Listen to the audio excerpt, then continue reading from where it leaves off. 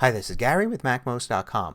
On today's episode, let's take a look at coming up with better answers to security questions to keep your online accounts more secure. So this is one of the tips I give in my book, The Practical Guide to Mac Security.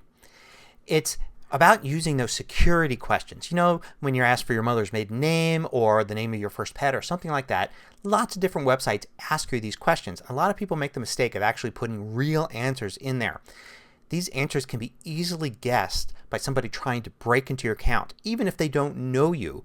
There are a lot of typical names of, say, the model of your first car, or there are common last names, there's common pet names, things like that. So you shouldn't use real answers. As a matter of fact, you shouldn't even use fake answers like fake names or fake car models at all. Instead, you should use a much more secure technique that I teach in the book. So here's one place you may run into security questions. For your Apple ID, which you should keep very secure, you should almost certainly use two-step verification. But not everybody can. If you don't have a mobile device on you at all times, for instance, then you may not want to use it. In that case, then you've got to use these security questions. The problem is these are very easy to guess the answers for. For instance, the name of your first pet, you'd probably take the top 100 pet names and you can guess more than half the people's answer to this question. So where you may not be directly broken into using this, somebody trying to get into multiple Apple ID accounts might be able to get into a few of them by just guessing some good pet names, some good car model names, that kind of thing. So the solution is to forget about using real answers. Don't even use fake answers like a name that wasn't the name of your first pet, because that could just as easily be guessed as the real name. Instead, you want to use actual passwords here, randomly generated strong passwords.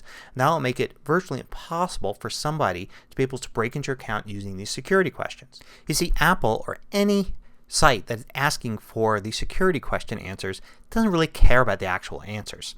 They don't care if it's a real pet's name or not. They just want something there that you can repeat if you have to call in or enter it into a form online to prove that you are you. So the most secure thing to do is actually use a password there, a randomly generated password.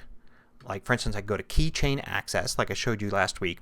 I can create a new password item and I can use the little key button here to create something. Let's do something that's letters and numbers, just like this. I will copy it from here.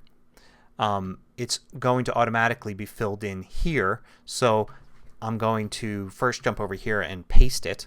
So now it's there as my answer. And then I'm going to go back here and I'm going to name it. So I'm going to say Apple ID pet and Apple ID. And now I could save it, so I'll always have this recorded in here after I submit it if I need to remember it, because of course I'm never going to memorize this. I can go back to Keychain and I can look up in passwords Apple ID pet right there and I can get access to it. And there it is. I can also, if I wanted to, and it's a lot easier sometimes to create a secure note. So after I've created all those, I can do a new secure note item. And then just enter in what I want, like pet, and then that answer, and then car, and some other answer, you know, whatever I put and randomly generated. So I have very easy access to these all at once.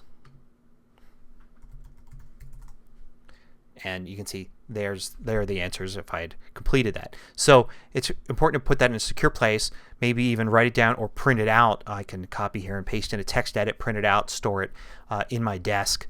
And also I could save it in something like LastPass or 1Password or some other password keeper as well.